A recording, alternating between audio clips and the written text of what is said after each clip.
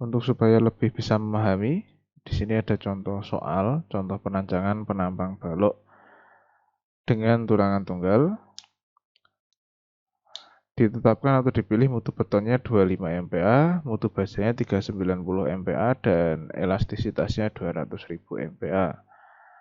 Baloknya posisinya seperti ini, jadi ada menerus satu sisi, di mana yang dia tertumpu kedua ujungnya, panjangnya, bentangnya 500 cm, kemudian yang menerusnya 200 cm. Ada beban QDL dan QLL.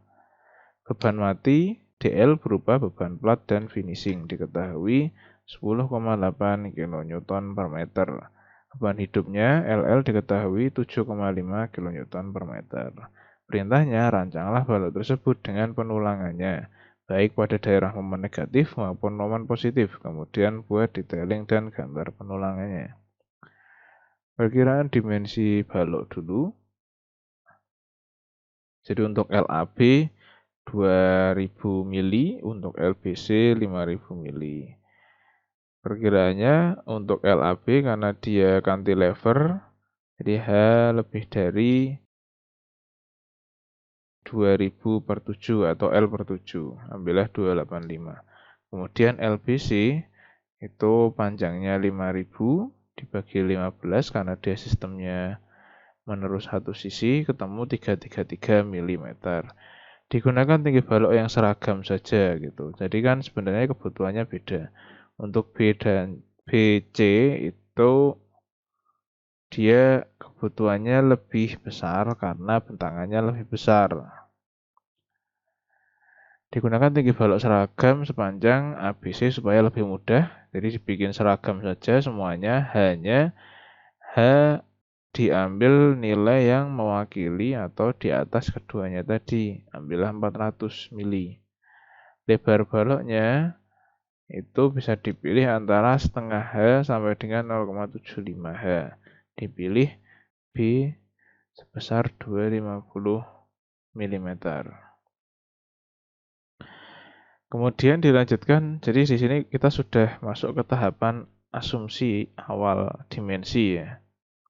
Kemudian masuk ke analisis beban, berat jenis betonnya 24 kN per meter kubik, berat volume. Berat sendiri balok 0,25 dikali 0,4, 0,25 adalah B-nya ya. Ini B ini masuk ke sini. 0,4 ini adalah 400 mili dikalikan dengan 24. Ketemu 2,4. Beban plat dan finishingnya 10,8 kN per meter.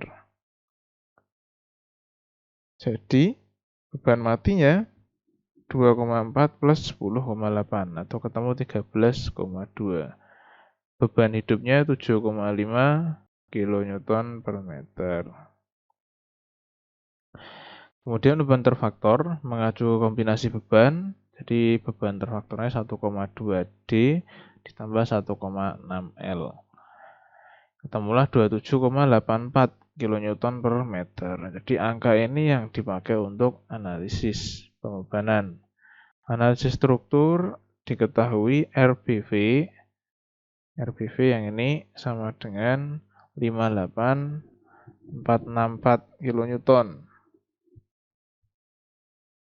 RBV 136,416 kN. Kemudian RCV 58,464 kN. SF atau shear force-nya sama dengan 0 itu ada di 2,1 meter dari posisi C. Nah, di sini ada dua momen maksimum ya, ada momen positif maksimum dan ada momen negatif maksimum. Untuk MBU atau momen negatif maksimumnya, karena MB kan di sini, B di sini, berarti MBU adalah momen di sini. Dihitung momennya 0,5 kali 27,84 kali 2 kuadrat ketemu 55,68 kN meter. Hasilnya negatif posisinya. Kemudian MD ini yang maksimum positif Hasilnya 61,387. Analisis ini jangan bingung ya, ini analisis biasa untuk menghitung BMD yang sudah pernah dulu sering harusnya dibahas di statika atau analisis struktur statis.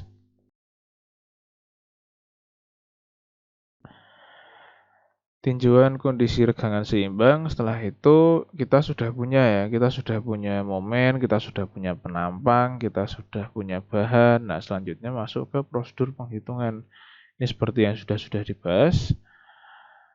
Tentukan dulu FC-nya, kemudian beta 1-nya, kemudian tentukan FY-nya, ES-nya, dan epsilon Y-nya. Kemudian, tinggal mengasumsikan posisi lindungan betonnya berapa, diameter sengkang berapa, diameter tulangan berapa, supaya nanti ketemu D. Setelah itu bisa dihitung CB. Setelah CB, bisa dihitung epsilon CCL atau epsilon Y. AS max-nya juga bisa dihitung. Kemudian setelah ketemu AS max, hitung MN1 menggunakan AS max. Setelah itu ketemu MN1 sebesar 182,974. Hitung juga tulangan minimum, ada 2, jadi ambil yang paling besar. Ini kebetulan ketemu yang ini 305,128 mm. Kemudian penampang di titik D atau momen positif. Diasumsikan V-nya sama dengan 0,9. Nanti harus dicek dengan epsilon T lebih dari 0,005. Kemudian momen D dibagi V yang ultimate-nya itu ketemu 68,208 kN. Angka tersebut masih jauh di bawah MN1, di mana MN1 adalah 182,974 kN. Jadi kebutuhannya masih tulangan tunggal karena masih lebih kecil daripada AS max-nya. Kemudian penampang dirancang mempunyai momen nominal. MN-nya sebesar MU per V. Dari MN sama dengan CC kali D min A per 2, maka MU per V sama dengan 0,85 FC aksen kali A kali B kali D min A2. Yang didapatkan A-nya sama dengan 40,131. Dari TS sama dengan CC, berarti AS kali FC sama dengan 0,85 FC aksen kali AB. Didapatkan nilai AS sebesar 546,656 mm persegi. Nah, sampai di sini kita harus menentukan diameter berapa yang akan dipasang, jumlahnya berapa, produktivitasnya berapa, seperti itu. Nah, itu harus dihitung, nanti akan didapatkan AS. Perlu. Kemudian digunakan tulangan, ditentukan AS terpasangnya, ini dipakai 19, perlunya 1,93 buah, jadi dibulatkan menjadi 2. Didapatkan kalau 2 tulangan 19, itu didapatkan 566,770 mm persegi. Kemudian angka ini, 566,770 ini dicek terhadap AS min dan AS max. Dia masih oke, kemudian cek jarak bersih antar tulangan, masih oke juga. Nah, dari situ, dari TS sama dengan CC, karena sudah punya AS terpasang, maka bisa ditemukan angka A yang baru. A yang baru ini nanti akan ketemu C. Cek terhadap regangan tarik neto, berarti termasuk penampang terkendali tarik dan asumsi V sama dengan 0,9. Benar, kapasitas tampang balok MN sama dengan 0,85 FC aksen kali A kali B kali D min A per 2 atau AS kali FY kali D min A per 2. MU terpasang sama dengan VMN sama dengan 63,5 lebih besar daripada momen D ultimate perlu 61,387. Oke. Nah, sekarang menghitung penampang di titik B. yang momen negatif. Prosedurnya sama, tetapi hanya dibalik saja.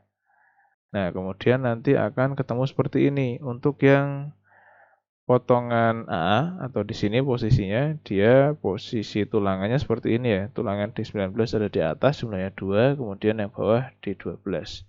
Sedangkan pada potongan BB atau pada lapangan, itu sebaliknya. Nah, akhirnya solusinya kalau seperti ini itu tidak praktis. Secara teoritis dia optimum, tetapi secara pengerjaan seringkali yang ditemui adalah malah justru merepotkan. Jadi untuk praktisnya di lapangan seringkali dipasang tulangan yang sekalian memanjang gitu. Jadi ada yang disebut tulangan pokok, ada yang disebut tulangan konstruktif. Yang pokok itu yang menahan lentur fungsinya, sedangkan yang konstruktif hanya berguna untuk mempertahankan bentuk balok tersebut.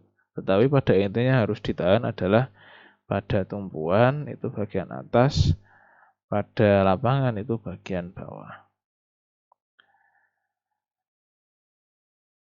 Terima kasih, sekian semoga bermanfaat. Assalamualaikum warahmatullahi wabarakatuh.